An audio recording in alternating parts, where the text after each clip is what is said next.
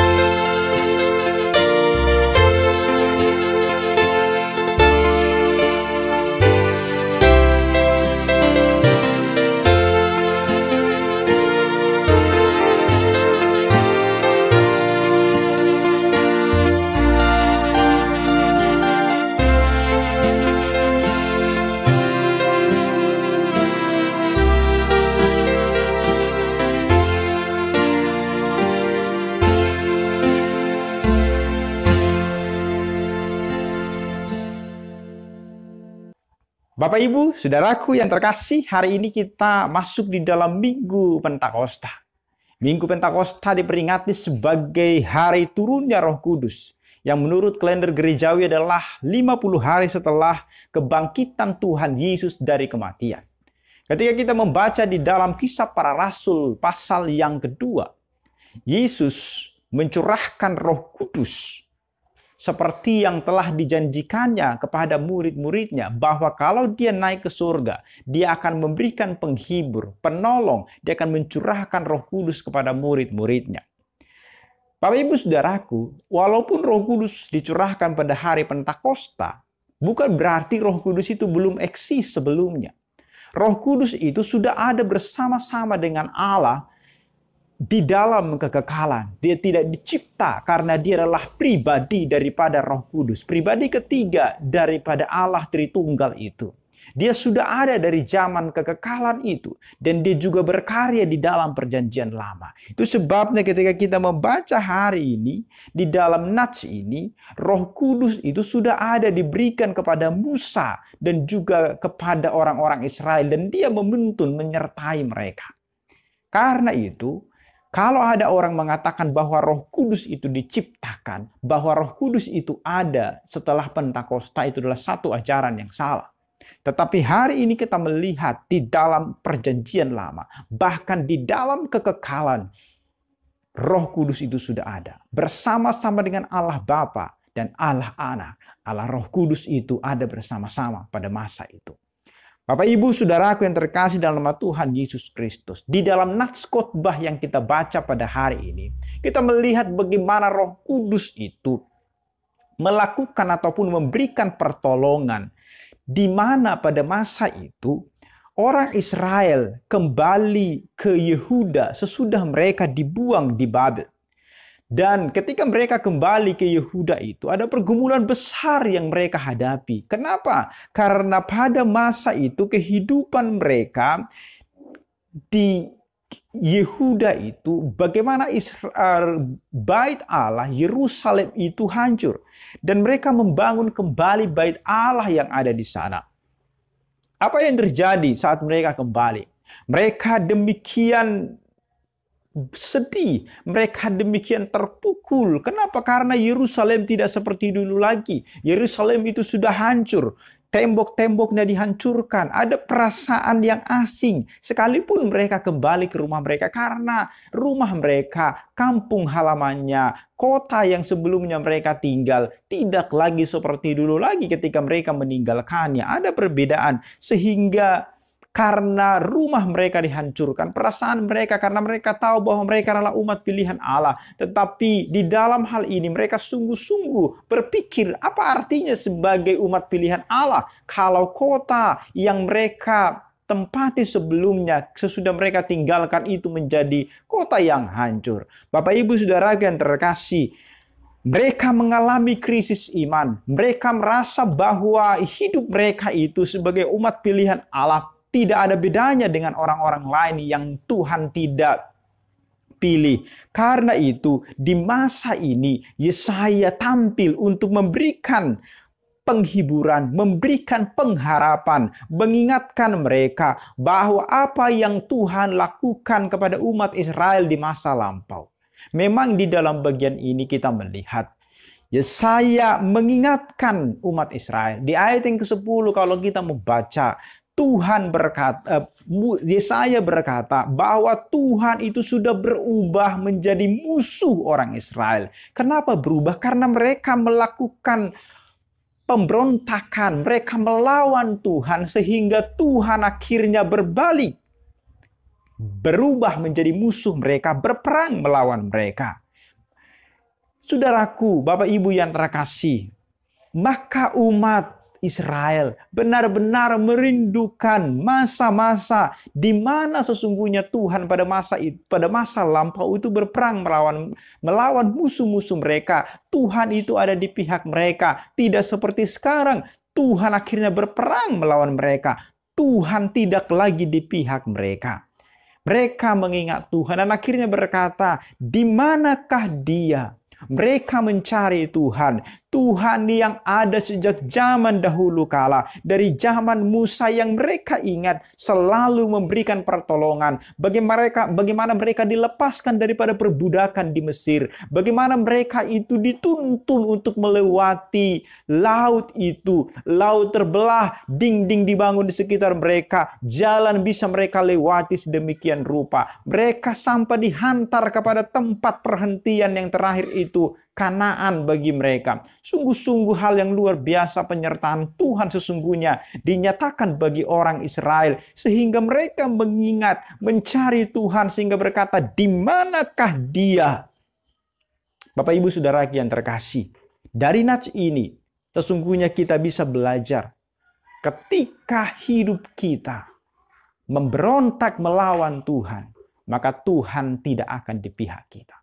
Tetapi kalau Tuhan kalau kita hidup benar, maka Tuhan itu bersama-sama dengan kita. Maka yang pertama yang bisa kita pelajari dari nats firman Tuhan sebagai renungan dari nats khotbah yang kita baca hari ini. Pertama, Roh Kudus akan menuntun kita supaya kita selamat. Roh Kudus menuntun kita. Tujuannya adalah supaya kita diselamatkan. Bapak Ibu perhatikan. Tadi saya sudah menyinggung. Bagaimana Allah menuntun orang Israel melintasi Laut Merah dengan selamat. Sehingga demikian mereka diselamatkan dari tangan Firaun. Tuhan sendiri disebutkan apa di ayat yang ke-12 itu membelah air di depan mereka, sehingga mereka tidak saja mendapatkan jalan lintasan, tetapi mereka juga mendapatkan perlindungan. Ia tidak saja membuka jalan bagi mereka melalui laut itu, tetapi juga menegakkan tembok di kedua sisi mereka. Dan ia menuntun umat Israel itu melintasi samudra raya. Dikatakan apa? Seperti kuda melintasi padang gurun atau di dataran. Mereka tidak tersandung meskipun lintasan itu belum pernah dilalui oleh mereka atau siapapun juga. Bapak Ibu Saudaraku, lihat, jika Allah membukakan jalan bagi kita, Ia akan membuatnya datar. Ia akan membuatnya rata. Makanya disebutkan, kalau Tuhan sudah membuka pintu, tidak akan ada yang bisa untuk menutupnya. Tapi kalau Tuhan menutup pintu, tidak ada yang bisa membukanya. Jadi ketika kita hidup dengan benar, ketika kita hidup, menyerahkan hidup kita di hadapan Tuhan, Roh Kudus itu akan menuntun kita. Ketika kita tidak memberontak melawan Tuhan, ketika kita membiarkan diri kita dikuasai oleh Roh Kudus, maka Tuhan itu sendiri yang menuntun. Sama seperti orang Israel. Jalan dibukakan bagi umatnya yang akan dipakainya untuk menuntun umatnya. Di ayat yang ke-13 itu. Kemudian yang kedua, kita perhatikan Bapak Ibu Saudaraku, Roh Kudus akan menuntun kita sampai ke tempat perhentian. Di ayat yang ke-14 itu disebutkan. Tempat perhentian itu adalah tanah Kanaan. Dikatakan Roh Tuhan membawa orang Israel ke tempat perhentian itu yang disebut dengan nantinya itu di Kanaan. Kita melihat bahwa Allah membawa umatnya ke tempat peristirahatan dengan selamat. Seperti ternak yang turun ke dalam lembah dengan hati-hati. Setahap demi setahap, Roh Tuhan membawa mereka ke tempat perhentian. Dan kita melihat selama mereka di padang gurun, mereka sering kali menemukan tempat perhentian yang disediakan bagi mereka melalui pimpinan Roh Tuhan di dalam diri Musa. Di ayat yang ke-11 itu kita melihat itu. Sampai pada akhirnya mereka dihantar untuk berhenti dan menetap di Kanaan. Dan Roh Tuhan memberi mereka perhentian itu sesuai dengan apa yang sudah dijanjikannya. Melalui Roh Tuhanlah umat Israel, kepunyaan Allah ini, dibuat kembali kepada Allah dan beristirahat di dalam Dia sebagai perhentian mereka. Dari sini kita belajar bahwa orang Israel dituntun oleh Roh Kudus melewati berbagai macam masalah hingga mereka sampai kepada apa? Tempat perhentian itu. Maka harus kita menyadari Roh Kudus itu juga akan menuntun kita sama seperti Roh Kudus menuntun orang Israel. Demikian juga Roh Kudus akan menuntun setiap orang-orang yang percaya selama hidupnya di dalam dunia ini sampai kepada perhentian kita kelak. Dan perhentian kita itu adalah gambaran. Kalau dikatakan dihantarkan mereka perhentian itu sebagai Kanaan. Tetapi kita orang-orang percaya, selama kita hidup di dalam dunia ini, Roh Kudus akan menuntun kita sampai perhentian akhir itu kelak. Apa itu? Surga selama-lamanya. Bapak Ibu Saudaraku yang terkasih, maka di dalam khotbah, melalui khotbah di hari Pentakosta ini, seluruh orang-orang percaya harusnya bersyukur bahwa Roh Kudus yang bekerja dari zaman dulu sampai dengan hari ini tetap bekerja menuntun umatnya, menuntun orang-orang percaya, menolong mereka, membimbing, menopang, meneguhkan di dalam seluruh persoalan pergumulan kehidupan kita. Sesungguhnya kita melihat bagaimana Roh Kudus itu terus boleh menuntun kita, mengajari kita supaya kita di dalam dunia ini benar-benar diarahkan untuk apa? Menuju tempat terakhir kita di surga. Bukan berarti kita tidak mengalami pergumulan persoalan, tetapi di dalam semua itu kita merasakan ada tuntunan Roh Kudus. Maka hidup orang-orang percaya, kalau kita berkata di dalam hidup kita ini, kita adalah orang-orang percaya yang dituntun oleh Roh Kudus. Maka jangan biarkan hawa nafsu kita, keinginan daging kita lagi yang akan menguasai kita. Jangan kita mengaku hidup di dalam roh, tetapi kita hidup masih memberontak memberontak, masih hidup di dalam dosa. Karena hidup yang dipimpin oleh Roh Kudus berarti hidup kita. Dari hidup kita ini terpancar buah Roh Kudus. Di dalam diri kita ada sukacita, ada kasih, ada damai sejahtera, ada kesabaran, ada kemurahan, ada kebaikan, ada kesetiaan, ada kelemah lembutan. Dan apalagi ada penguasaan diri. Kita bisa melihat itu. Buah roh itu di dalam kitab Galatia pasal 5 ayat 16 sampai dengan ayat yang ke-26 itu. Roh Kudus itu menuntun kita, menopang kita. Siapa yang dituntunnya? Orang-orang yang percaya kepada Kristus. Itu sebabnya Bapak Ibu Saudaraku yang terkasih, Roh Kudus itu roh yang diberikan bagi setiap orang percaya.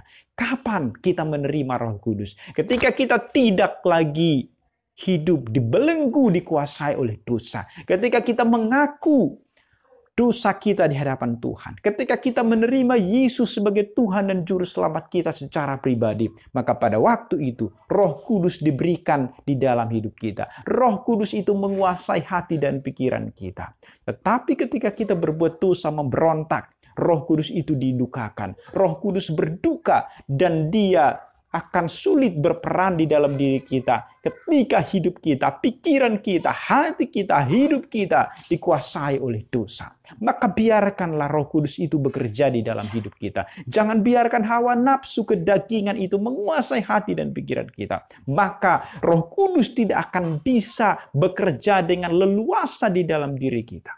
Bapak Ibu Saudaraku yang terkasih, maka buka hati kita supaya Roh Kudus itu yang menguasai kita. Ketika Roh Kudus yang menguasai hati kita, memimpin hati kita, di dalam hal apapun sesungguhnya kita bisa menghadapinya. Di dalam sukacita, di dalam duka cita, ketika Roh Kudus yang memimpin, ketika Roh Kudus yang menopang, ketika Roh Kudus yang menolong. Itu sebabnya disebutkan Roh Kudus itu sebagai Parakletos yang menolong kita. Kalau dia menolong berarti di dalam segala sesuatu dia membantu kita, menolong kita. Dan itu diberikan Tuhan bagi kita. Bapak Ibu Saudaraku yang terkasih. Hari ini lewat khotbah firman Tuhan yang kita dengarkan. Mari hidup dipimpin oleh Roh Kudus. Ingat bahwa Roh Kudus itu tidak terbatas hanya hadir di dalam gereja. Roh Kudus itu hadir di dalam seluruh kehidupan orang-orang yang percaya kepada Dia. Di saat kita bekerja, di saat kita bergaul, di saat kita bersama-sama dengan keluarga, di saat kita di dalam perjalanan, di dalam hal apapun, kalau kita orang yang percaya kepada Kristus, maka Roh Kudus itu bersama-sama dengan kita, menuntun kita, menopang kita. Dan khususnya ketika kita menghadapi pergumulan persoalan di dalam hidup, Roh Kudus itulah yang terus mendampingi kita. Dia terus berada bersama-sama dengan kita, menuntun kita, mengantar kita sampai kepada perhentian kita nanti di sorga kelak. Oleh karena itu, marilah kita hidup di bawah pimpinan, di bawah tuntunan daripada Roh Kudus. Roh Kudus itu adalah roh yang diberikan kepada setiap orang-orang yang percaya kepadanya. Dia pribadi, jangan mendukakan Roh Kudus di dalam kehidupan kita. Orang Kristen, orang-orang percaya harus memiliki hubungan pribadi dengan Roh Kudus. Tidak bisa tidak.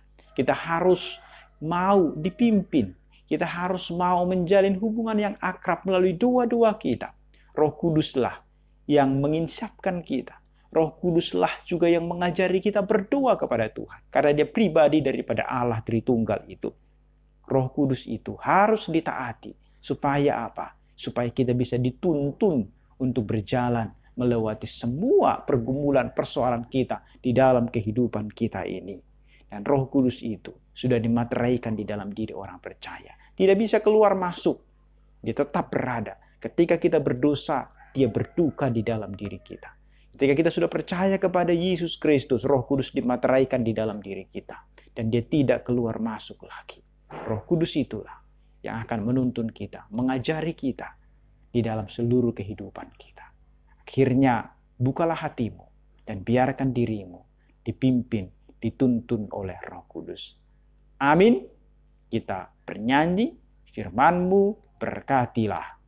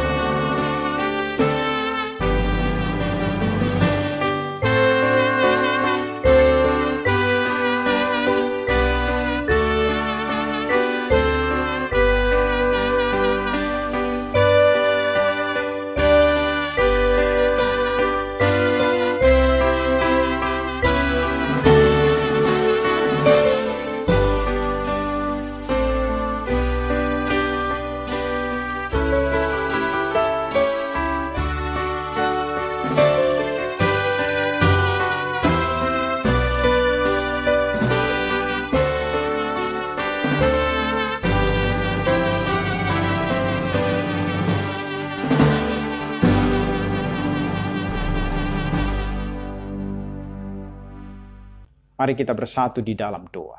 Ya Yesus Kristus Tuhan kami bersyukur karena Roh Kudus telah Engkau berikan bagi kami untuk menolong kami di dalam menjalani kehidupan kami hari lepas hari. Kami tahu ada begitu banyak pergumulan persoalan yang kami hadapi dalam hidup ini. Tetapi sungguh-sungguh kami juga banyak melihat pekerjaan Roh Kudus yang menuntun kami dan menolong kami. Itu sebabnya hari ini ketika kami merayakan hari Pentakosta ini, di mana Roh Kudus dicurahkan kepada setiap orang-orang yang percaya, maka kami ketika kami menjadi percaya kepada Roh Kudus itu ada dalam diri kami. Ampuni kami kalau selama ini kami kadangkala dikuasai oleh kedagingan kami, pikiran kami, sehingga bukan Tuhan yang memimpin kami, tapi kami dipimpin oleh keinginan daging kami sendiri. Ampuni kami Tuhan. Mulai hari ini kami mau percaya kepada Kristus. Kami mau membuka hati kami, bertobat, meninggalkan dosa-dosa kami, supaya Roh Kudus itulah yang menuntun kami, menjalani kehidupan kami hari lepas hari, sampai nanti kami di tempat peristirahatan yang terakhir itu, yaitu di surga yang kekal itu. Terpujilah Engkau Bapa, dimuliakanlah Engkau. Dalam Kristus Yesus kami berdoa. Amin.